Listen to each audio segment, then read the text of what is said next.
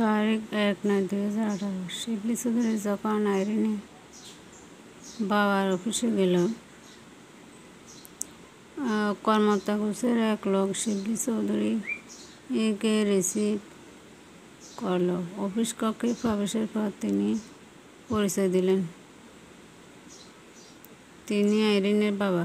আইরিনের পিতাকে দেখে শিবলি চৌধুরী খুশি হলো, কিন্তু আইরিনের পিতা অনেক পেশাদারী সুলভের এক মানুষ।